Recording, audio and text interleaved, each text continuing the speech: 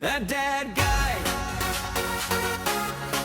That dead guy. That dead guy. Welcome back to That Dad Guy, and today we are talking about Dungeons & Dragons, the role-playing game. If you watched my last video, I explained a bit about the history of it. I explained about how I got involved in playing role-playing games as a young age, and then rediscovered them as an adult later in life. Today, though, I want to show you how we play. You know, get right into it. We get together once a week as a group. We play for 4 hours, 6 to 10 o'clock in the evening, and sometimes you finish a little earlier, sometimes a little later, depends where we are in the adventure. Well, tonight, you're going to get to know the group that I play with, the type of characters we have, and you'll learn a little bit about the story that we're playing, because I'm going to show you an evening of playing. Now, I'm not going to show you all 4 hours, so don't worry about that. I will edit it down, and you'll get a synopsis of how we play and some of the things that we do. And it's just a really good time to get together with our friends, use our imagination, and escape from this world for a minute and delve into another realm completely. So make sure you like, you subscribe, you leave positive comments, you share with other people, and you put the notification bell on. Well, we play as a group called TPK, the Total Party Kill. Does that mean that we all die? Well, we haven't yet. We have come close a few times, but that's where that name comes from. I play a character called Malik Goldenvine. He's a wood elf. That's his character. His class is a ranger, and he plays as a hunter. So when I envisioned this character originally, I thought he would be the guy that would be in the background, that would have the bow and arrow, that would do the long range shots. He also, because he's the ranger, he's the guy that tracks things. So depending on how well I roll, I can track really well, or otherwise sometimes I can only count that I have 2 feet. So that depends on where I'm at. But I've also acquired a sword along the way that does really good damage, which means that I'm normally now in the middle of the fray with that sword. So I might take some pot shots from far away at some points, but most of the time I'm in the middle of it all. Because I'm an elf, I have abilities to do some spells. So I'm also a healer of the group. So I don't do a lot of offensive spells. I use my spells mostly for healing, because as a group, we need it quite often. We're in a lot of trouble. So that's the kind of character that I am playing. He's not very bright, but he's pretty good on his feet. He's dexterous. So that's who I'm playing. Now, let me introduce you to the rest of the group. My name's Adam Bishop. I'm playing the character Brock in our group. He's a halfling thief. He helps get through traps and whatnot, and also is good at stealing kills at the end. When somebody has weakened him, I can come in and finish him off. I'm Kyle Melanson. I'm playing as Orat. He's an Asimar Druid. My role in the group is I try my best to keep everyone alive through healing. When I'm not healing, I'm sometimes inflicting friendly fire on others, as one of our other party members can attest to. When I'm not doing that, I can been known to turn to such things as rhinoceroses, saber-toothed tigers, spider, and even a riding horse from time to time. Hi, my name is Michael Mann. I'm playing an orc fighter by the name of Grom. He's basically a tank and a damage sink. And he too has been guilty of friendly fire incidents. And when he's not when he's not killing things, he is away with the ladies, shall we say. Hi, I'm Garen Pomeroy. I'm the storyteller here tonight. Not so much a dungeon master, but just someone who basically tells and collaborates a story with the people here at the table. Currently, there is a barony that is under threat by weird and wonderful monsters that happen to appear on full moon. The Baron basically has asked this group of heroes to go up in the hills and see if they can find out what the source of these monsters are. And they're heading in the hills, and so our story begins in a very strange place in the hills of Sword Mountain. So the question is what part are you doing? Are you continuing to explore? It's vast. This place is huge cave complex. It doesn't make a lot of sense. Relix is bewildered. He's never seen caves or walls or anything like this. It's all magic and these strange creatures, these vegetable men that run out and try and stab you with basically the thorny points of their bodies. These silver gnomes that run around with pincers and claws. Fantastic, strange, and of course incredibly dangerous. The ceiling is actually producing a little bit of light. You don't know why. It seems rather strange for the roof of a cave to glow, but it does. Just for side notes, when this was first played in 1976, the story that we're doing right now, there were 11 people beside the Dungeon Master playing through it. One survived. One survived. So we'll see how our group does in the adventures of the TPKers from Red March. And you said they also finished it in 4 hours or something too. Yes. We're on like week 4. They must have just been In the early flying. days of Dungeons and Dragons, you were very focused on the mechanics and less on the story. Go into a room, deal with it, go to the next room, deal with it, go to the next room, deal with it, bang, bang, bang, bang. In 5th edition, it's more tell the story, and have a few game mechanics thrown in. So it's sort of changed it. So right now you're standing around one of these pits.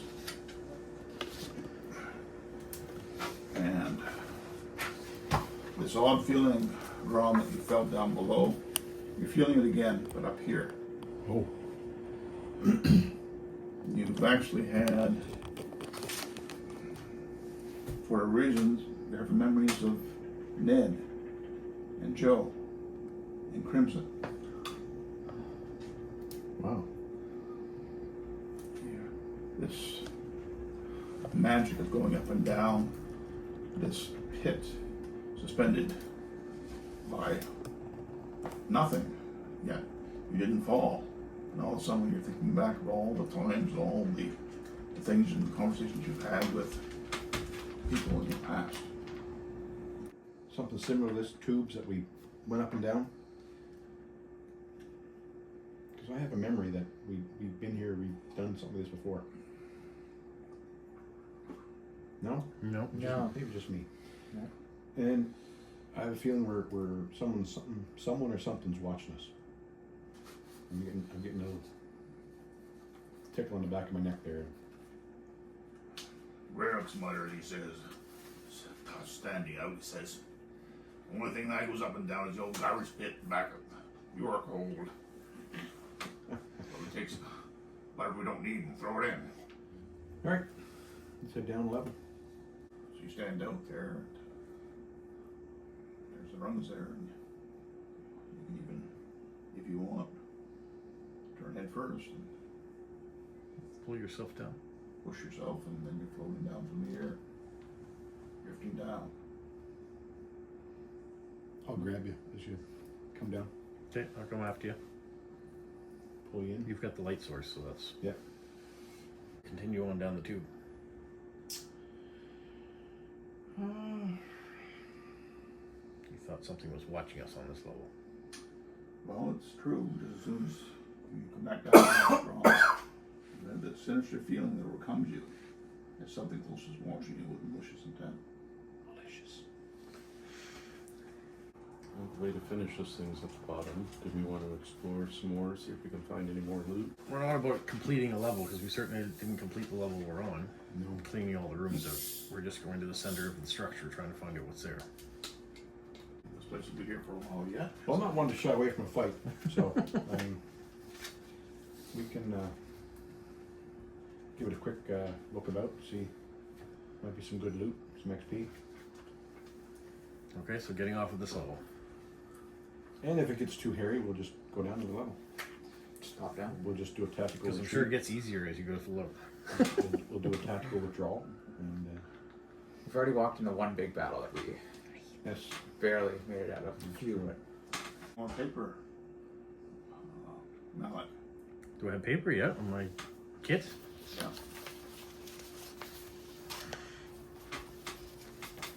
Yeah, my cartography kit has paper in it, yeah. Is there another rubbing to be done at the opening of this one? There is. Oh, all right. Well, I'll slide a piece of paper over it and rub a new map for us.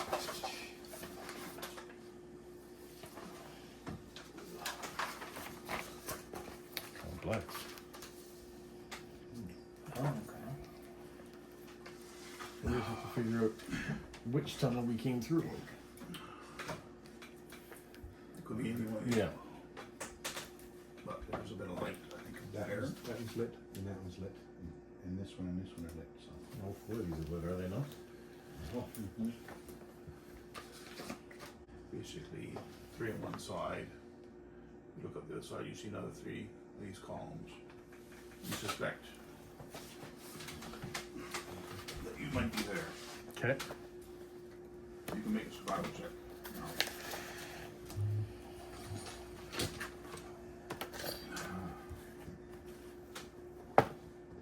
23. yes. It says, 3 columns here, 3 circles on my charcoal rubbing. I suspect that we may be in this area here. Unless, however, these circles mean something else. well, we'll take a listen. Do we hear anything? Water dripping? Anything breathing, rustling, sliding, stepping? It is extremely quiet.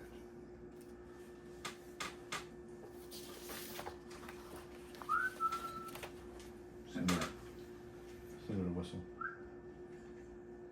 Okay. Are we trying to attract attention? Okay. The ominous feeling basically surrounds all of you. The music starts. There you see a large mass of boxes and tubes fill the area. Some made of metal, glass, less easily identifiable materials. Numerous small cylinders, metal plates, meshes, protrusions, and other adornments cover the objects presented here, each more different than the next. Narrow aisles pass between the obstructions, and they wind and twist, and their ends cannot be seen. There's a soft humming sound. In the air, its origins, however, is unknown. I'm not touching it. Last time I touched it. Just get shocked. Yeah. Any markings in the dust of anyone that's been through? Mark traces of activity? It's funny that you say that. You see a strange set of footprints. One of them is similar to what you've seen on the Battle of the Tumble River. Basically, it's got like a square foot with 3 pointed toes in a very square boot or whatever that I'm like wearing. You also see basically what appears to be the feet of a bird. But the bird must be quite large because the size of the toes or the talons would be 2 or 3 inches across. Now I want you to make a skill check on your intelligence check. Skill of my intelligence is good. Oh, 20. Well, 19 because I got minus 1 intelligence.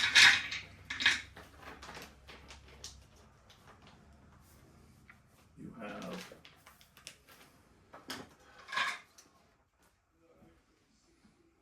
really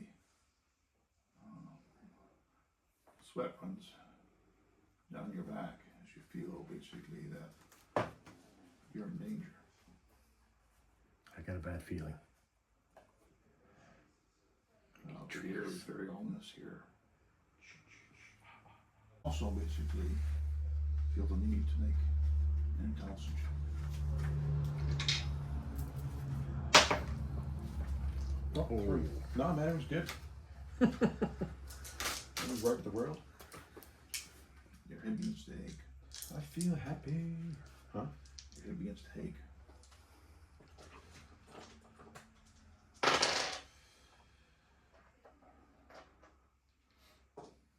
Points of damage. From what? Head is just pounding. Oh, my head is pounding. Yeah. 6 points? 6 points. Almost feel your heart beating. It's so pounding so hard in your head. Anybody feel that? My head's pounding. What the fuck? Just something bad going on here. Do we hear anything? Nothing, eh? Nothing yet, no. Or you also make that intelligence check. 6.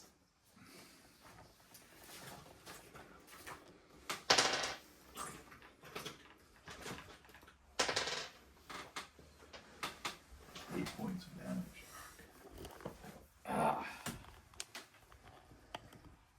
Oh, is anyone's head hurting? Yeah. Yeah.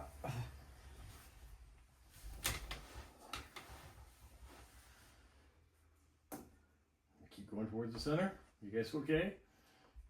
I don't know, man. Just take a knee here for a second. Something going on. Something's up. Pressure? Yeah, my head's pounding. Yeah.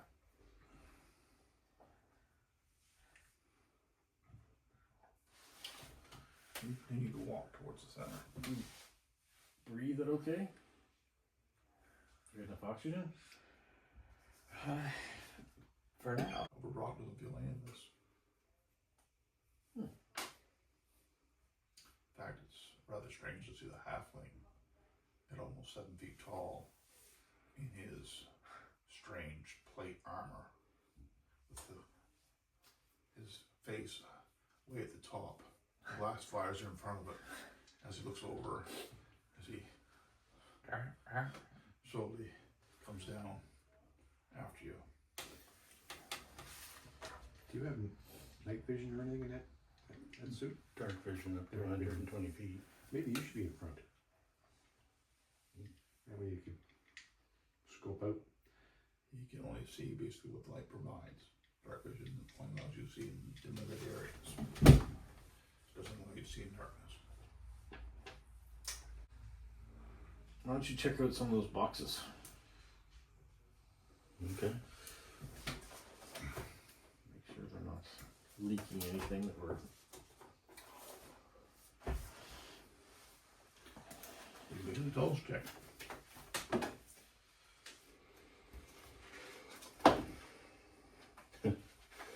Nat 1.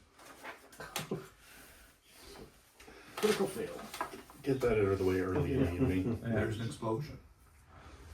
Fire erupts around the crates that he jammed his hand into. Roll 5d6.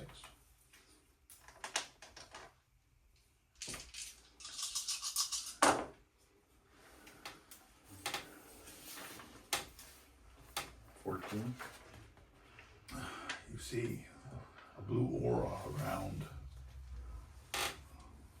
Brock, slightly dim.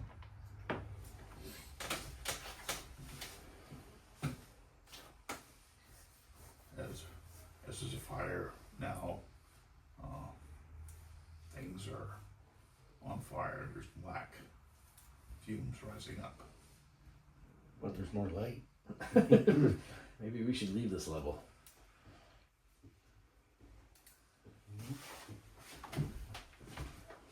And then you see crimson. Crimson. Crimson. And then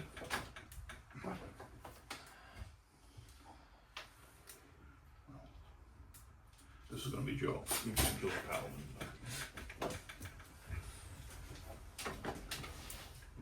You're dead. Yeah, definitely stuff. Well, two of them are dead. I think. Yeah. You definitely saw one of them get ripped You see, in half. you see each of them basically coming around crates on different sides of the party. Oh, this is bullshit.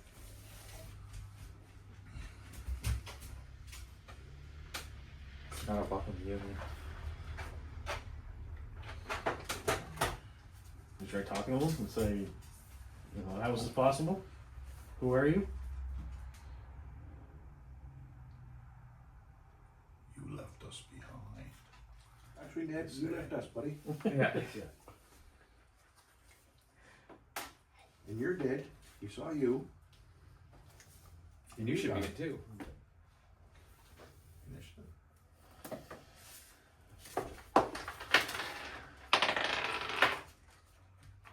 How you doing, Ned?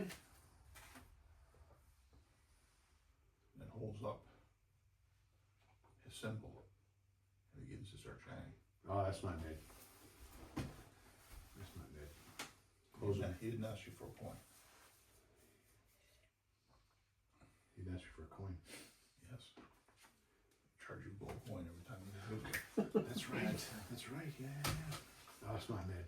That's not Ned. Close them. All right, you do. And then, Swing them. all right.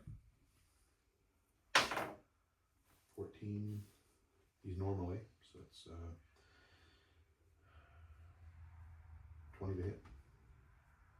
You strike this. Why? Hit something. You did hit something. It has mass. It's solid. Was it flying when you hit it? No, it isn't flying. Its body is soft, like a sponge. As you strike it with your maul, the body sort of moves back and then comes forward towards you. How much damage? 13. Roll to top.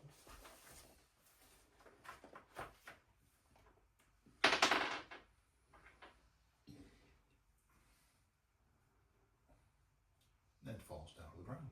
All right. Second hit. 17 or 20. That was critical. Yep. So you roll d30. Oh,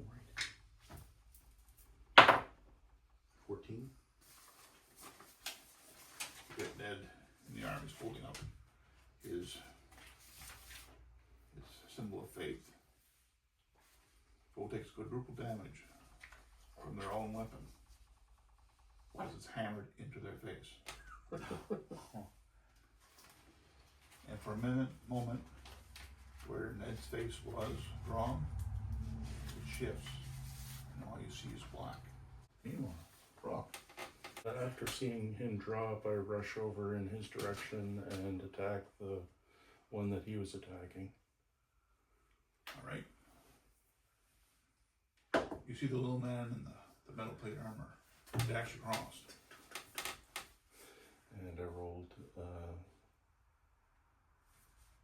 16, yes, 19. What are you fighting with? Short sword +2. Okay. I get sneak attack on that one, right? You hit him, yeah. 18.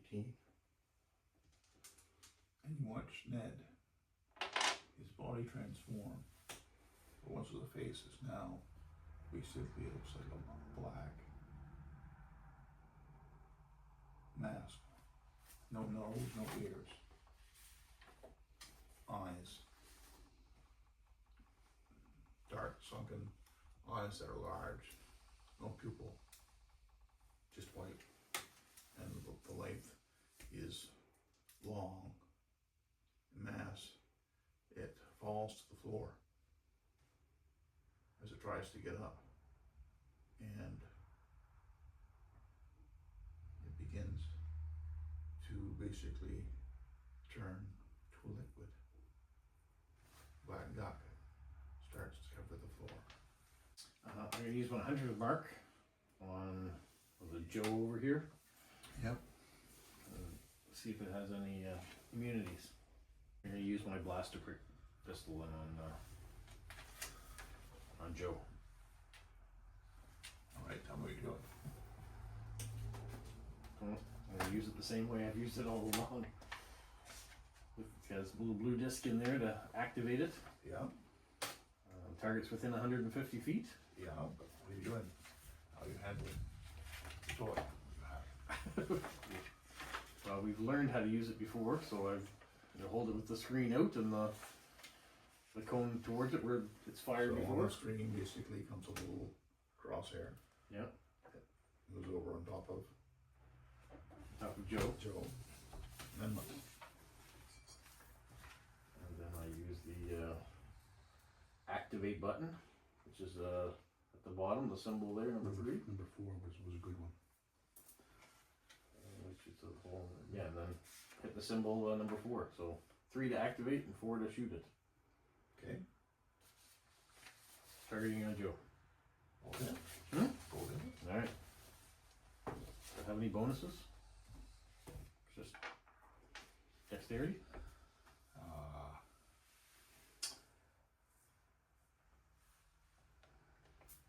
Yes, you can put dexterity on here. It's a 11. range attack. 11. 11.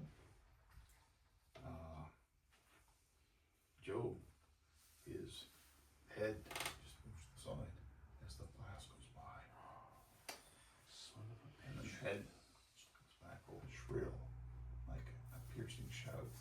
Reach into your ears. Make a save. Intelligence again? Constitution. 22. It's fly out and see this. And make a perception check. Wisdom. 26. Jesus. You see at the corner of your eye what appears to be like a brain that's running across and behind things on what appear to be like chicken legs. It has 4 of them. Son of a Okay. It's in the background. I'll swing on Crimson.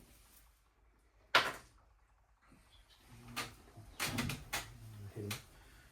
You do hit him with your maul. 22, yeah. Oh, 4 and 7. You're seeing the body of this creature basically going from flesh to liquid as it slowly sits there and seeps down. You see Grom basically get back up, get struck in the face by the creature. A couple of Grom's teeth go flying out the side. Okay. Based on what Malik said, do I see anything else in the darkness? I don't know. No, you haven't seen anything. No? All you see basically is you see it's a crimson basically striking with a sword at both you and Grom. Okay. I'll swing at Crimson then. Short sword +2.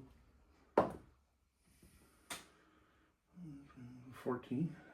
And you know what basically is? As your sword cuts deep into Crimson's armor. Rolled a 16 for +2, so 18 damage.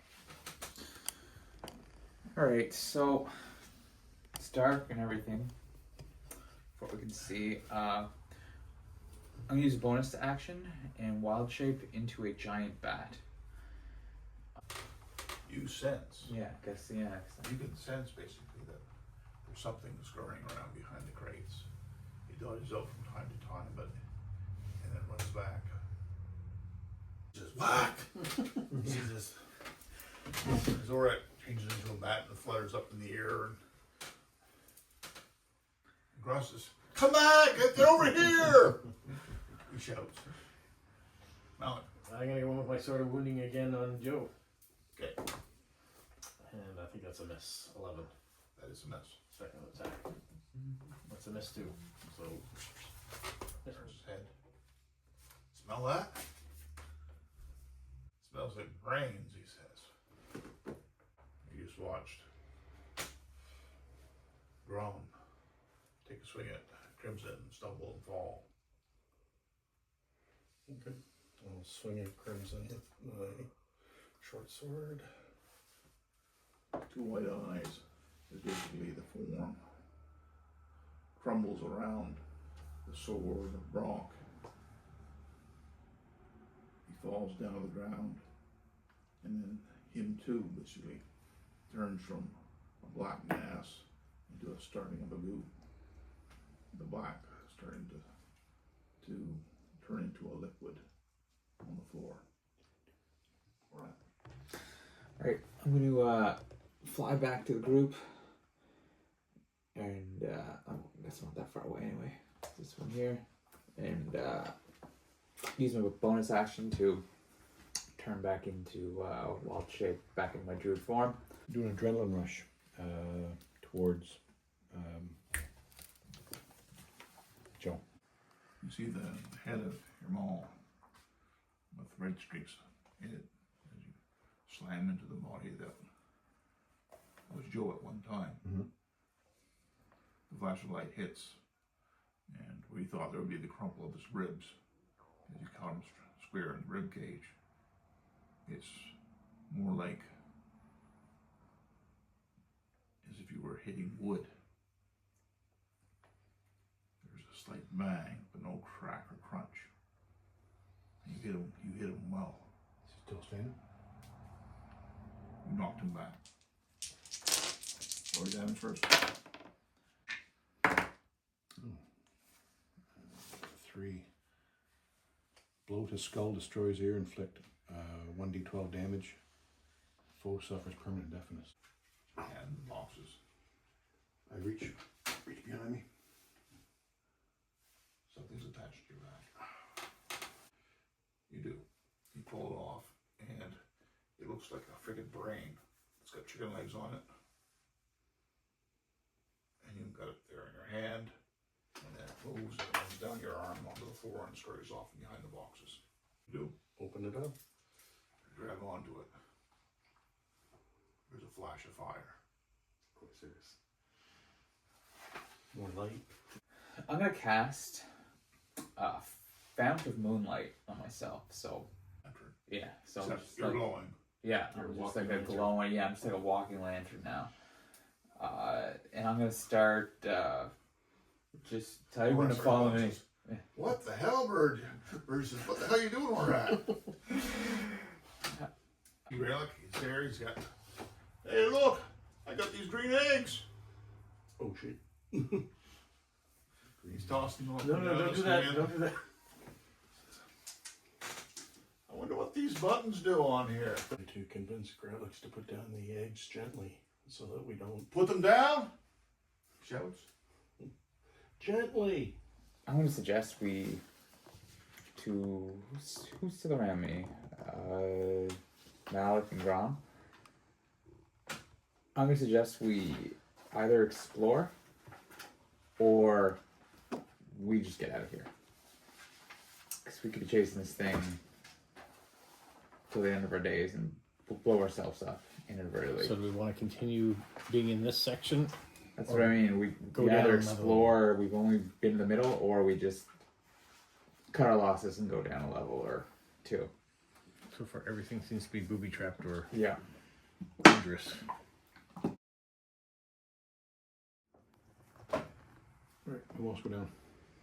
Yeah, let's go down. Just need a I'll take, light source. I'll take the lead on the way down. And the door slides open. The sudden light in your face. Your eyes adjust. And you look out into what appears to be a small jungle.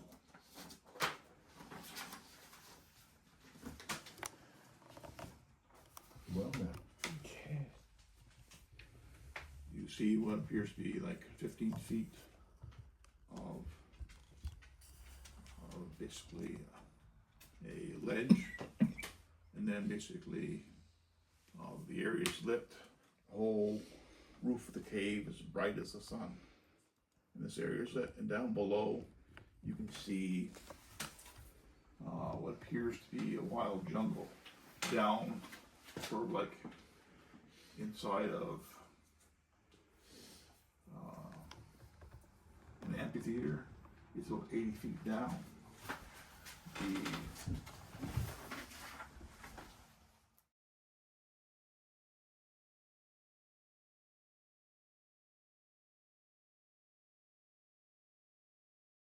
an amazing amount of what appear to be weird insects flying about the area.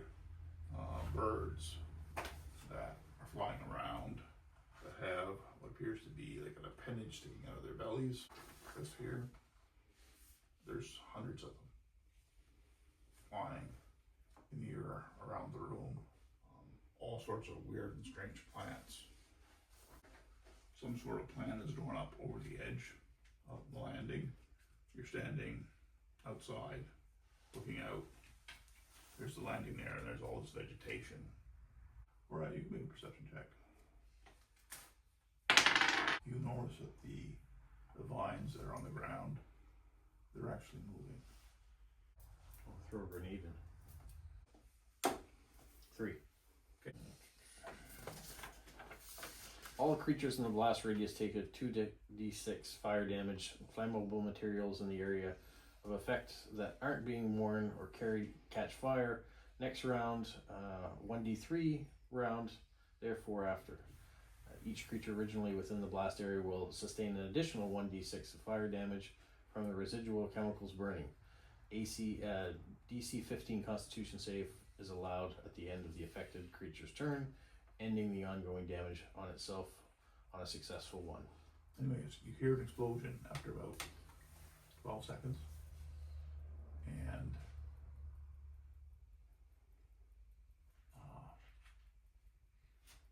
you see what appears to be a ball of flame reach up into the air.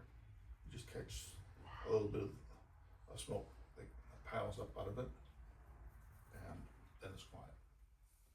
You hear a lot of what appears to be these strange birds flying about, startled by this blast. Yeah, that's all. Lead out into them, kicking them out of the way. You're gonna go out into the vines. Yeah, I'll go into the vines, kicking out of the way. As you go out, the vines, they wrap themselves around you lightning fast. You take one step out into it, and suddenly you see basically his legs get wrapped up in the vines, and they're all wrapping around him. My sword to slice at the vines. 21 damage. I'm gonna yell up to Malik if he can hear me and say, "Oh, you might want to come back down." Malik, and I'm gonna shoot a firebolt at the vines. 18. You strike the vines. Your firebolt strikes the creatures and doesn't burn. Get his attention. Rock! Grab this! If he grabs it, pull it. Weirdo says, nasty little things, aren't they? Bet we didn't have a thermonuclear device we used to drop in there.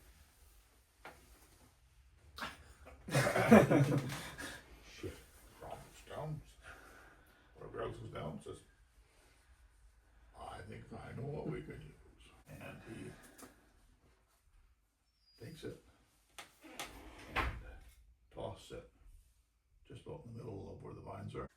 So the stream gas hits the area and begins to expand towards you. All right, let's go. And you see the vines flailing about inside.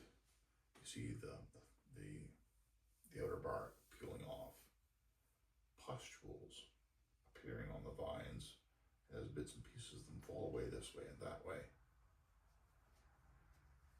And some of them, basically, they fall to the ground.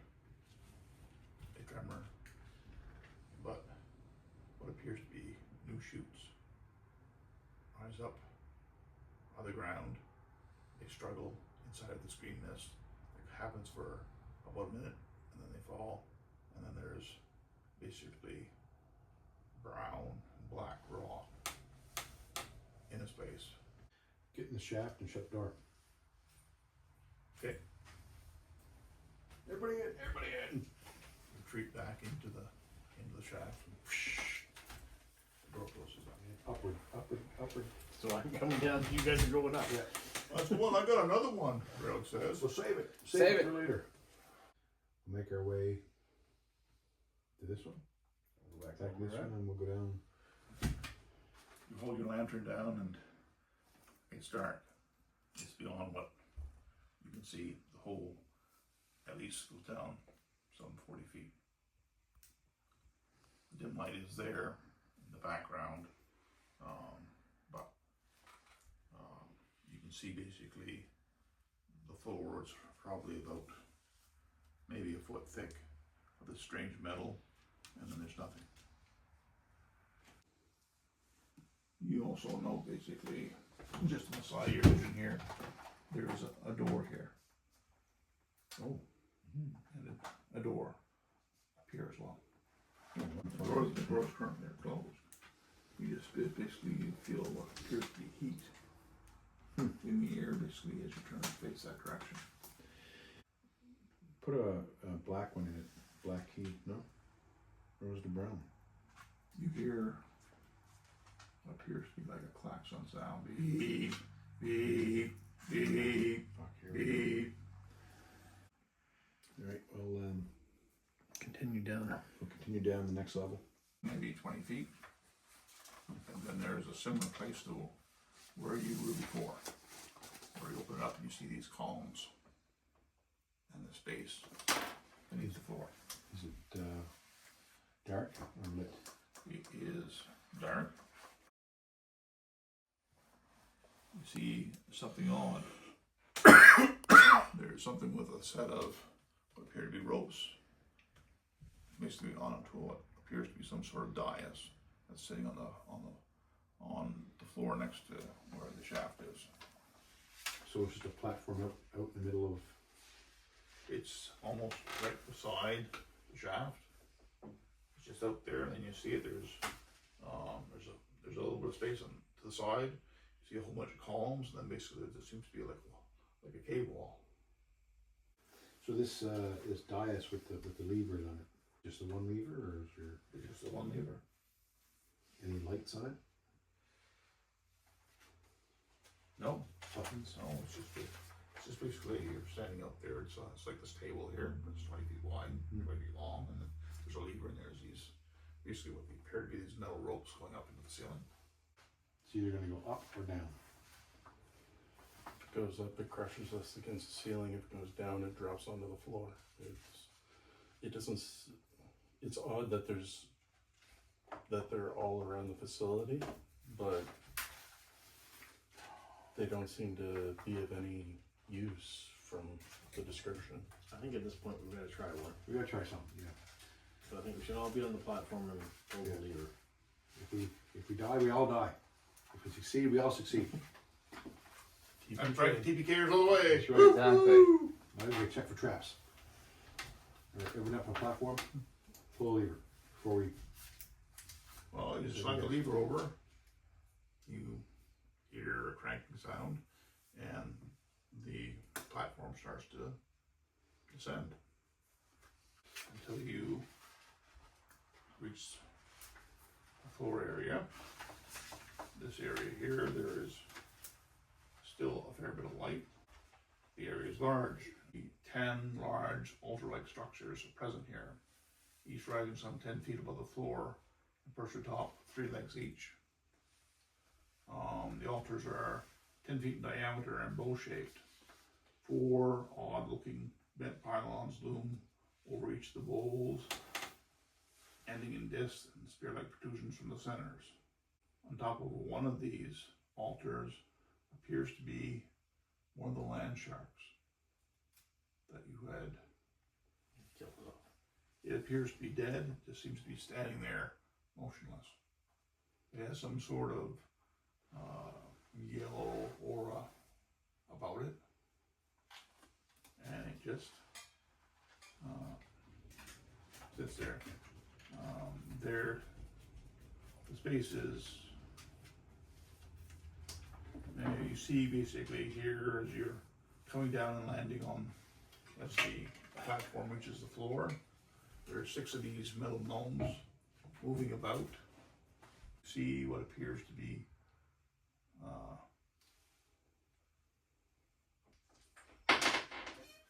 4 of these great big gnomes with tentacles and arms. And then you hear intruders, intruders.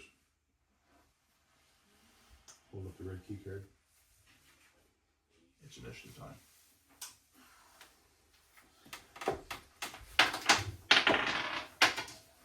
What are we doing? Who's got the initiative? Me. Gonna shoot some poison spray at one of them. One that's Right. closest. Coming to me. He's gonna throw his javelin. Okay. Look at the box, the controller, Okay. and hit the red button. Make an intelligence check, please. 11. The character must complete a short rest before making another intelligence check. Doesn't work. Alright. You're not sure how the device works at all. Stupid thing. But it doesn't explode on your face. Doesn't blow up. Oh, yeah, that's a bonus. Alright. That's a win. Basically, amateurs come up, it looks like they have these little toys in their hands, and they start blasting off. 3 tentacle attacks and 2 laser battery attacks. It's Bergie that went to attack. Yep. He avoids basically the tentacles reaching up towards him. And then there's a discharge, you see a blast of light coming out of this thing. Exterminate, exterminate. Oh, that's a hit. Pushes out, slaps Grelix. Grelix falls to the floor unconscious. So I'm going to use the other box that we have and hit the red button on it. You're going to make an intelligence check. 5. Well, it doesn't work now. I'll swing at the one that Bergie went after with the short sword +2. 20 hits, 19.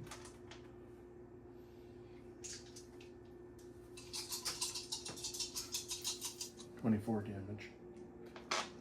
You watch as the armored Bronc swings his sword, and you see basically his sword cut into one of the tentacle arms that's reaching out for him. It doesn't slice it in 2, but does put it into it. I'm gonna wild shape into a. What was it again? This is my saber-tooth tiger. I'm gonna go with the one that's been attacking, Bergie attack and Brock. I'm gonna do my. Let's hear my elemental fury. So everything I do will be radiant damage. So big glowing saber-tooth tiger. Transforms again into his higher form. He goes out across the creatures, and you can hear his claws grind against the outer surface of these metal gnomes, big metal gnomes. He'll take his 2 hands, throw with his longsword. He's always rolling. So 23. So that'll hit. Weird slash. Seems to hit one of the tentacles, the arms, damaging it slightly. 20. 20 hits. You see dents appearing in the structure, but it's still, tentacles are coming, the blaster rifles are pointing. You see blasts going here, this way, and that way. The last hit, I'm going to cast a Tremor Strike. Shatter. 3d8 thunder damage. Each creature in the 10-foot radius, you can get 2 from the attack. Cost 2 save for them. So you're going to do damage regardless. Well, the tentacle reaches out, and basically there's a splintering of metal as it shards out, and the tentacle falls limp to the ground. The other one, basically, one of the blasters that are on it, they're firing it. It freezes up, there's smoke, and then it blows up. And one of the blaster pistols on the bigger gnome basically burns out, and there's a bit of flame coming out of that. Bergie takes 16 damage. Bergie he's wrapped up. His arms are pinned in a grapple attack. He's technically incapacitated. You hit by blaster. Okay. And let's make a DC 10 Constitution save. Pass 13. And then halfling's attack, 2 tentacles strike. You see the glow is gone, and now it's making dents in the plate armor. One of these blasters, you see his whole being get caught in this bright, brilliant red light. Makes a save. You need 10. Good. You pass. Rolled a 9 plus the 1 on the Constitution. So. All right. I'm gonna hit the red button. I'm not thinking we're gonna get these things to stop. All right. Make a check. So, 12. You fail. You must complete a short rest before you can make an attempt again. On any device. Can't figure it out. Hand it off to one of us. Yeah, I'll give it to you if you're smarter. Because I'm not very smart. I am, yeah. +3. I'll give it to you. Here, catch. You're a saber-toothed tiger right now. And I'm in battle, yeah. Yeah. I'm in battle, but Shirts are +2 on the one that's got me. Damn it, it won't work, Jim. It doesn't work, Jim. That's right.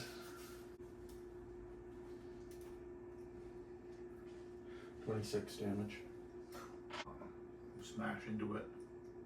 Its body is torn.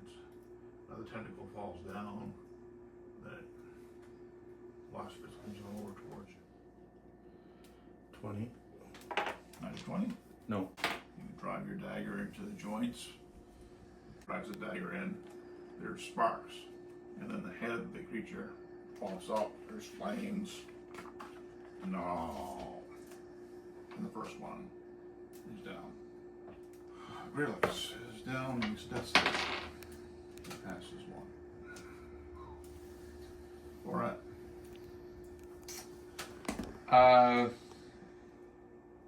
okay, I'm going to as a bonus action as the tiger, I'm going to take the I can take a disengage action. So I'm going to disengage. Run back towards Malik. There, and then with my action, I'll use one of the cantrips that I can use as a saber-tooth tiger. I'll do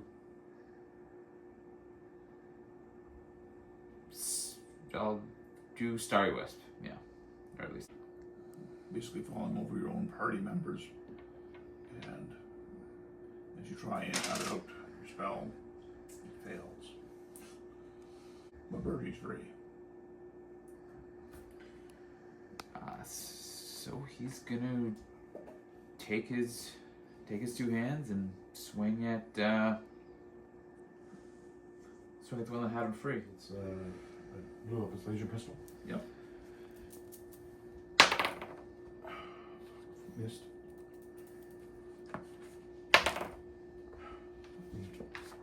What do we hit? 19. 19. Missed again. One, you take 36 damage as Down, you're battered by the tentacles. down to 1. Down to 1. Down to 1. The other one is fighting against Brock. Jesus Christ. 26. 25.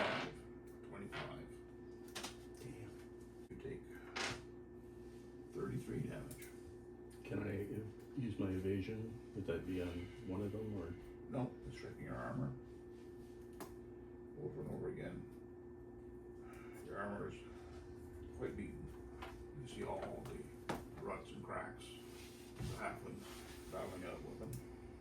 Relix makes his second roll. Fails. I'm gonna go over to Grom and cure his wounds at a level 3 spell slot. So that is You under 0. You pop up to 1. 1, yeah. so it'd be 68 plus 3. What do you want short rest for long rest? Long rest.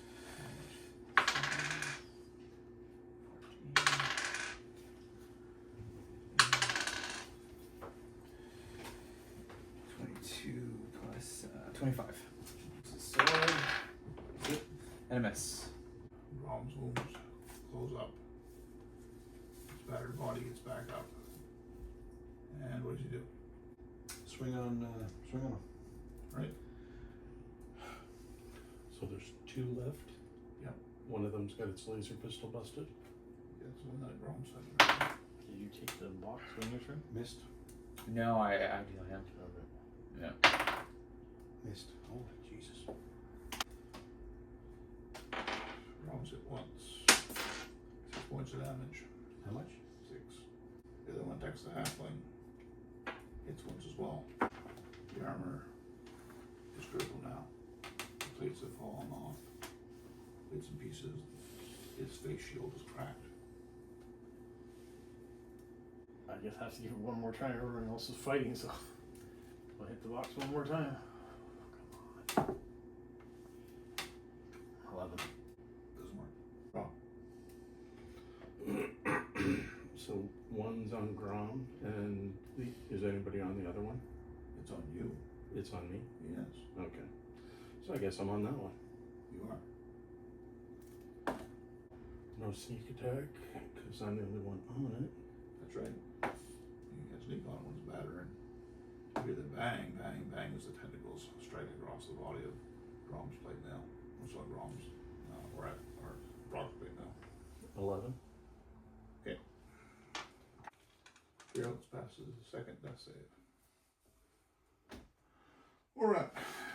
Okay, I'm gonna go over to Grillix and cure his wounds. 32 HP restored. Gerald's eyes open. He looks up and says, holding on. They're still coming. Virgie. G takes 2 hands, go for a swing. 10, 15, nope. He... Alright, swing on him again.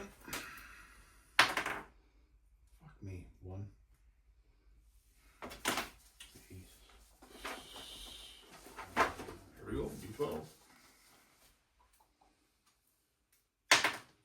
8.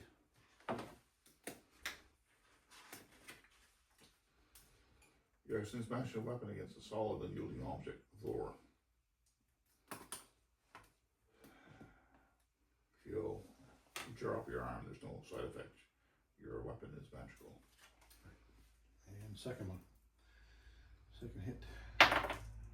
Oh, seriously? 2 weapons in a row. Another one. D12. Alright, here we go. 10. You should have maintained your armor. The joints of your armor seize up, freezing you in place. You do not move or make an attack for 2 rounds.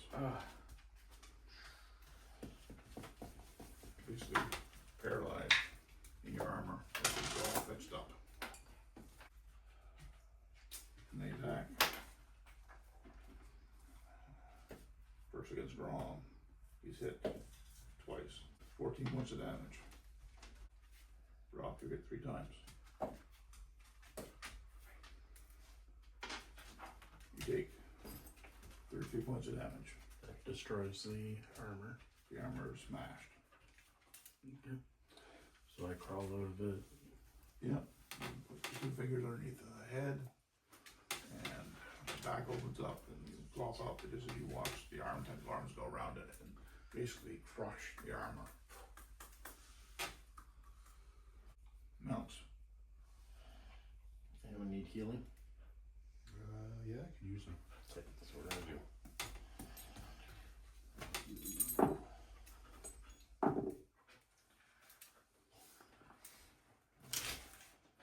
23 points of healing. 23? Yeah. In the background, one of the smaller gnomes is over the panel. It pushes 2 buttons. The side wall moves up. And you see a blue sky for the first time. It pushes another button. The yellow aura around the land shark dissipates. The land shark jumps down into the midst of the combat. It pushes a 3rd button. floor tilts, and you all start sliding out through the opening to the outside yourselves. The large gnomes and the land shark all slide on the sliding floor out this opening in the sidewall to the outside, and you're now out on the ground, still in the combat. So the gnome has had enough of us? They had enough of the noise? Someone had enough of someone. And so you're outside now, on the ground, having stood out the door and fallen a handful of feet. Another button is pressed, and the side of the mountain closes. The land shark attacks. 56, 3, 5 plus 4, so that's 9 slashing damage. And you watch basically as his claws emit a glow, and they basically carve into the metal, not just grinding, but creating a rift. And you can see basically pieces and bits of colored string having gone into the structure of the beast and pulled out. One of the other tentacles drops down to the ground, leaving it with just a single tentacle and a blaster. And with that too, I use my primal strike, so it takes an extra 4 lightning damage. Oh. You know what Lemire said? Way back when? Oh, lightning damage does double damage, I think. Make a D 100% total. You have a D100? No, I don't. No. D100. Two D10s. Oh, 2d6. Oh, yes. No, that I can do. Yes. Or you could use the big one. 25. There's sparks of light coming out of this right here in the racks. And then the head blows off of it. A shower of sparks. And the other last tentacle falls to the ground. Meanwhile, the other one seems as if there's like almost a red glow to the top. It seems as if it was mad. Metal gnome being mad. Anyways, the second metal gnome is basically a shower of sparks and fire. That was a condensed version of what 4.5 hours of play looks like. Yeah, sometimes there are some slow parts. We're doing some admin work. We're thinking about what our next step's going to be.